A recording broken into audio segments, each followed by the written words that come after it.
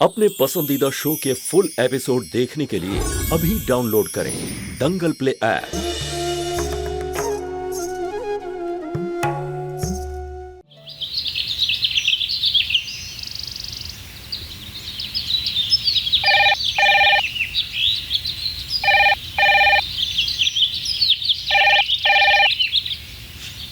Hello hello জ্যোতি দিদি, তুমি আসছো তো? হ্যাঁ সোনা, আমি আসছি তো, এই তো বেরোচ্ছি এক্ষুনি। তাড়াতাড়ি এসো না তুমি, আমরা সবাই তোমাকে খুব মনে করছি। তোমরা সবাই মানে? আমরা সবাই মানে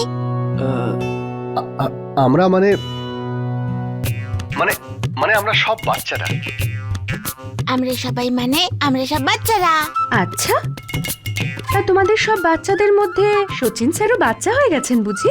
সব বাচ্চাদের মধ্যে সচিন স্যারও পড়ে।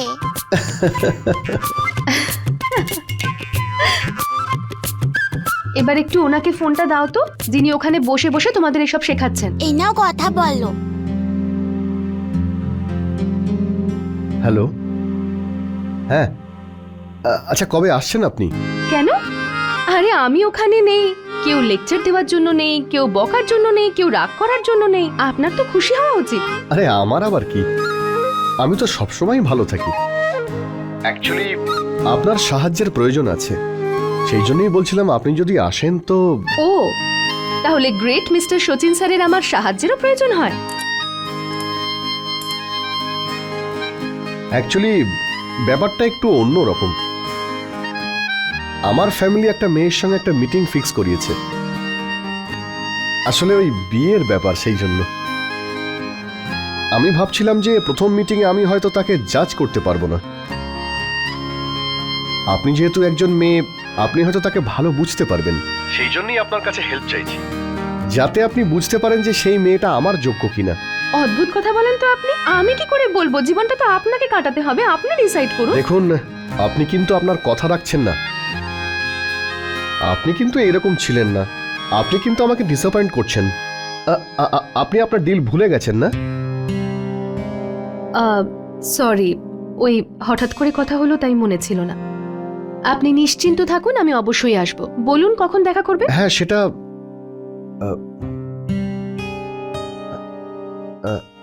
8 ঘন্টা পরে পার্পল গার্ডেন রেস্টুরেন্টে।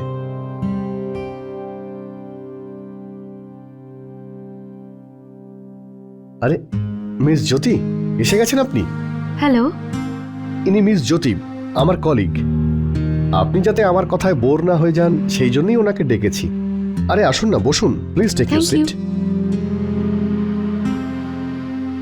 মিস জ্যোতি, ইনি হলেন মিস নন্দিনী। হ্যালো।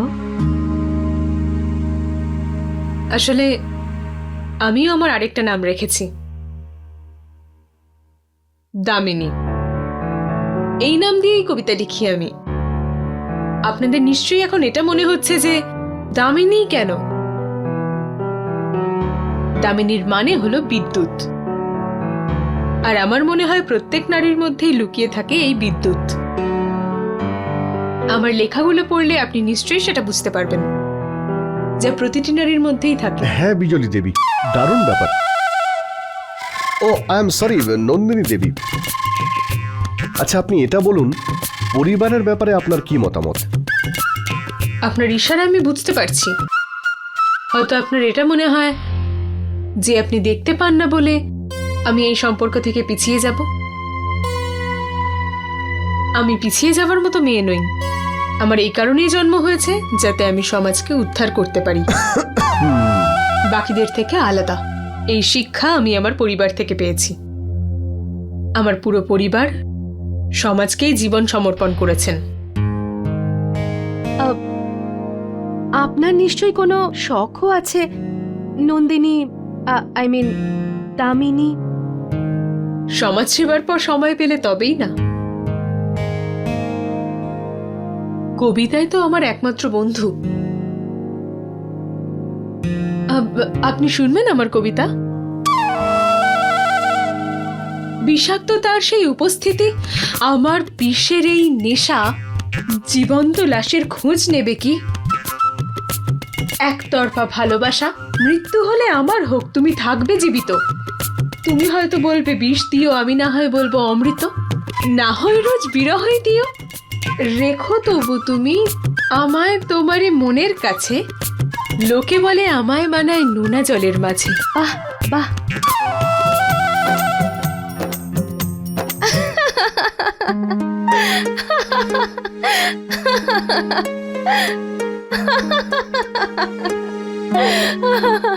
আরে শচীন বাবু চলে গেছেন উনি।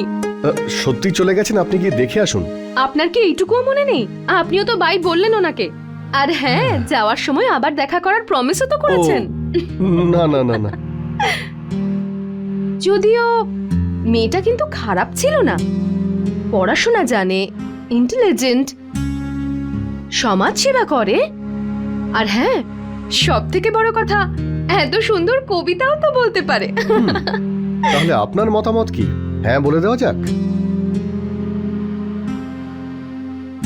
না। কেন? আপনার কি মনে হয় আমার জন্য কোন মেয়ে পারফেক্ট হবে? এমন মেয়ে যার মনে সবার জন্য প্রচুর ভালোবাসা আর চিন্তা থাকবে, কিন্তু সেটা সবার সামনে দেখাবে না। যার এটা বুঝিয়ে দেওয়ার দরকার নেই যে সে কতটা ভালো, ও যে সামনে দাঁড়ালে সবাই নিজে নিজেই বুঝতে পেরে যাবে সে কেমন। ও যদি ঝগড়াও করে তাহলে তার মধ্যে যেন ভালোবাসা লুকিয়ে থাকে, যে আপনাকে নিজের থেকেও বেশি বুঝবে, মিথ্যে সহানুভূতি না দেখিয়ে সব সময় আপনার পাশে থাকবে, যে সত্যি বলার সাহস রাখে, তাতে সেই সত্যি যতই কঠিন হোক না কেন। কি হলো, আপনি এরকম করে হাসছেন কেন? আপনি তো এই সব কিছু 3টে শব্দেই বলতে পারেন, তার জন্য এত কথা আপনি আমায় কেন শোনাচ্ছেন? 3টি ওয়ার্ডে মানে? হ্যাঁ, আপনার মতো কেউ।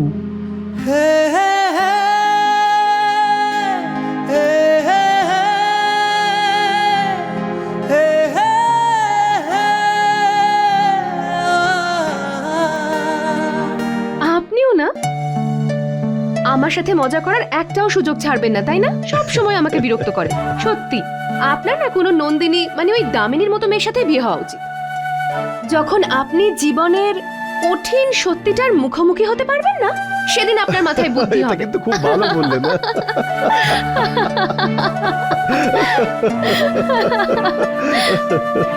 কি ব্যাপার পঙ্কজ, খুব খুশি দেখছি। হ্যাঁ মামা, আজকে আমি ভীষণ খুশি। আমার এখন মনে হচ্ছে এই খোলা জায়গার সমস্ত বাতাস নিজের মধ্যে নিয়ে। আমাকেও তো একটু বলো, যে এর কারণটা কি? কিসে তুমি এত খুশি হলে?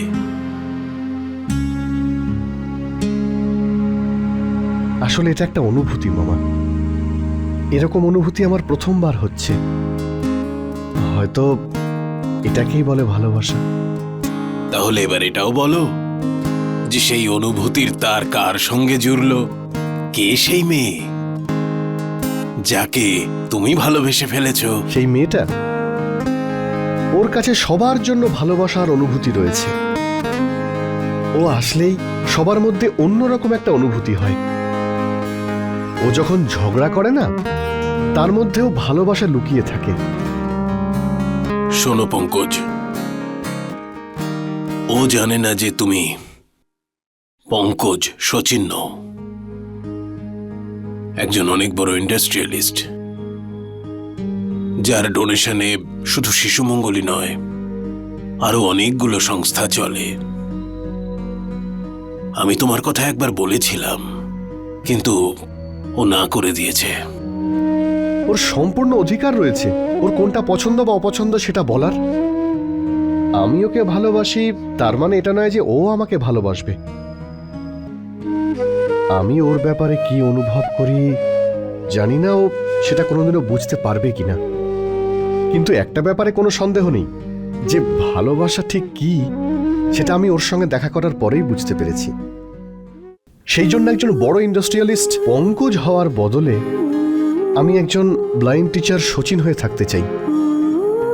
কারণ শচীনের কাছে জ্যোতির মতো বান্ধবী রয়েছে, যা কিন্তু পঙ্কজের কাছে নেই। তাহলে চলতে থাক না, যতদিন চলে ততদিন এই ভালোবাসার সুন্দর অনুভূতিগুলোকে আমি প্রাণ ভরে অনুভব করতে চাই।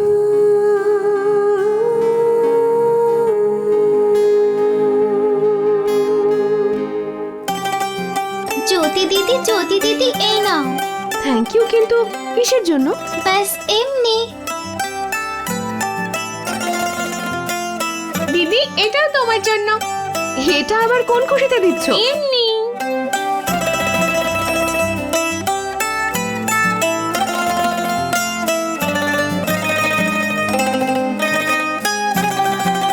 Good morning Miss Jyoti. Good morning Mister Sachin. Good morning uncle. Good morning মা। আই উইশ যদি আমি কোনোদিন আপনাকে প্রথমে গুড মর্নিং উইশ করতে পারি। ট্রাই করতে থাকুন, কোনো না কোনো দিন তো সাকসেস পাবেন আপনি।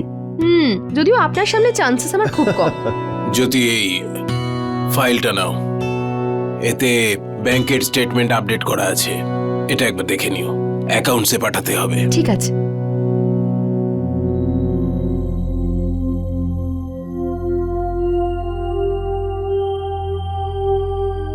কি ব্যাপার, কোনো প্রবলেম আছে নাকি? আচ্ছা আঙ্কেল, আপনার ভাইপো পঙ্কজ বাবু যিনি প্রত্যেক মাসে ডোনেশন দেন, এই মাসে কোনো ডোনেশন দেননি।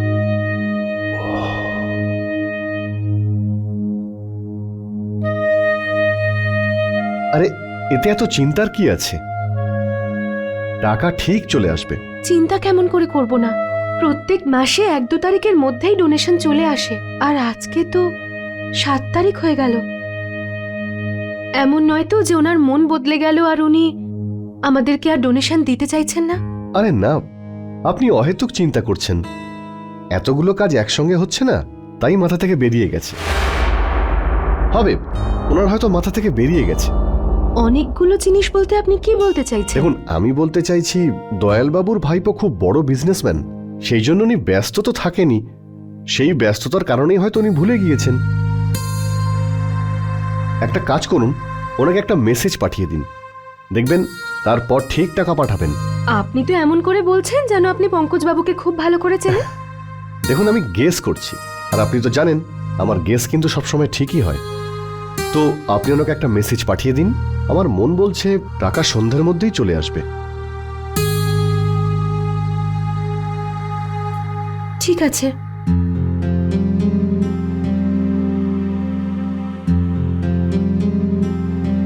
মিস জ্যোতি, এটা আপনার জন্য।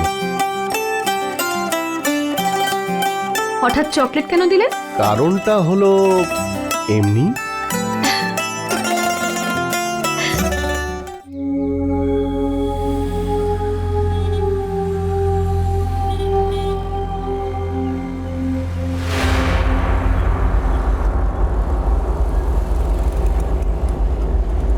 শুনুন, ও আরে দাঁড়ান।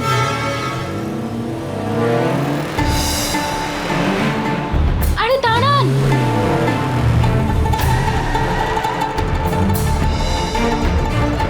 এটা পড়ে গেছিল। মাই গড, কতটা কেয়ারলেস আমি। কোনো খারাপ মানুষের হাতে চলে গেলে ও এটার মিসইউজ করতো। থ্যাংক ইউ সো মাচ মা। কোনো ব্যাপার না, আমি আসি এখন। 1 মিনিট।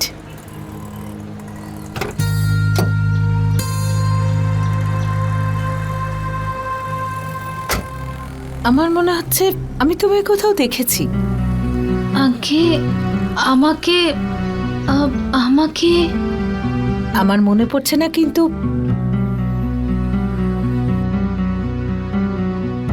হয়তো জানি না। যাকে ছাড়ো, তোমায় আমি শুধু থ্যাঙ্কস জানাবো না, 1 কাপ কফি খেতে খেতে থ্যাঙ্কস বলি। না না, আমার দেরি হচ্ছে। আমার মা অপেক্ষা করছে, আমি আসি।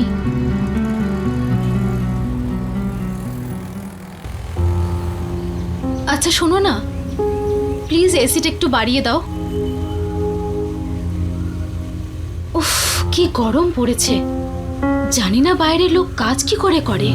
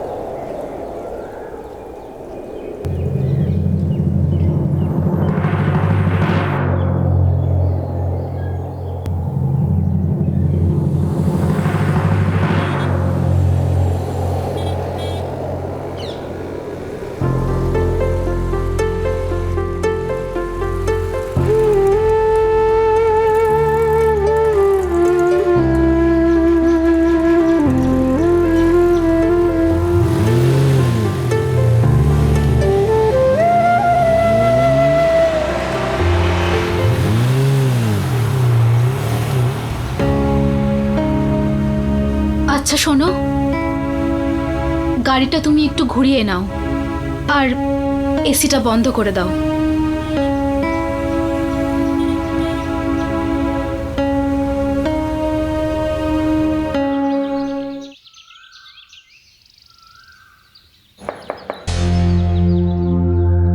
পাখি, হ্যাঁ, আমি কি ভেতরে আসতে পারি? হ্যাঁ হ্যাঁ, এসো না, ভেতরে এসো,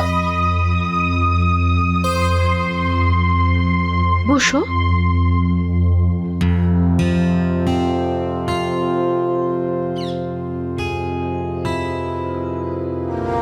দিদি, আমি জানি সন্দীপ সবার সাথে যা করেছে সেটা অন্যায়, কিন্তু তার জন্য ও তো ফলভোগ করছে দিদি।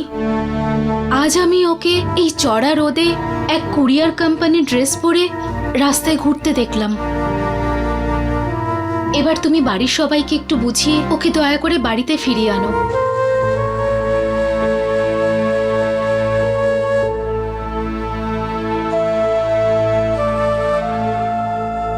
পাখি, আমরা সন্দীপকে বাড়িতে ফিরিয়ে নিয়ে গেছি। ইনফ্যাক্ট ও আজকে বাড়ি থেকে রেডি হয়ে অফিসের জন্য বেরিয়েছে। তাহলে ওর এই কুরিয়ার বয়ের কাজটা করার কি প্রয়োজন? প্রথমবার নিজের ভুল বুঝতে পেরে নিজের পায়ে সাহস করে দাঁড়ানোর চেষ্টা করছে ও। কুরিয়ার বয়ের চাকরি করছে, কিন্তু নিজের কাজের জন্য যথেষ্ট গর্ব করে। এখন আমাদের কর্তব্য হলো আমরা সবাই মিলে ওর পাশে থাকি, কারণ এই কষ্ট, এই পরিশ্রম ওর ভেতরে সব অন্ধকার মুছে দিয়ে ওকে একটা ভালো মানুষে পরিণত করবে, যাকে নিয়ে তুমিও একদিন গর্ব করবে।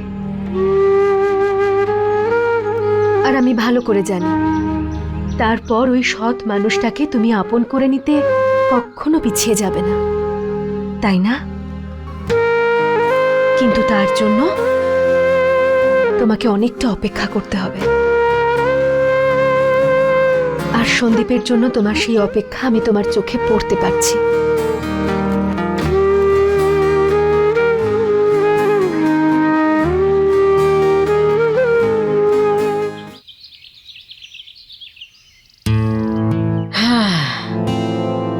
এবার অন্তত আমার দীপু একটু গরম খাবার খেতে পারবে।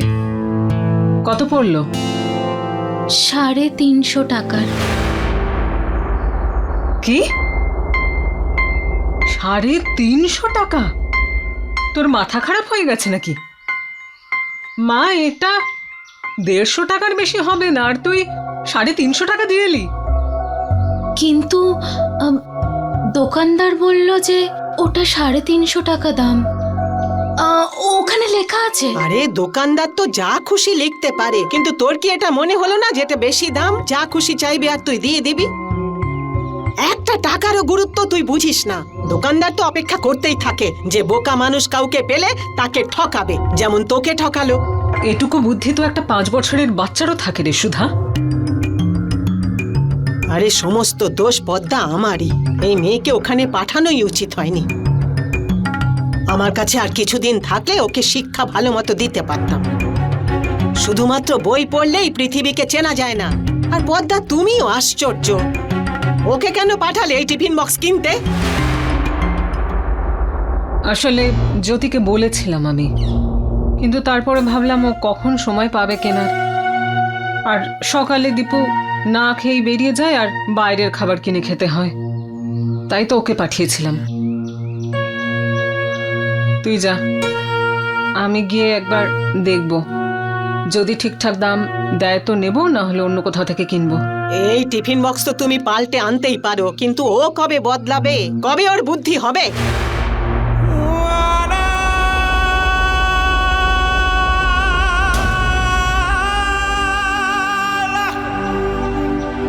শুধুমাত্র বই পড়লেই পৃথিবীকে চেনা যায় না।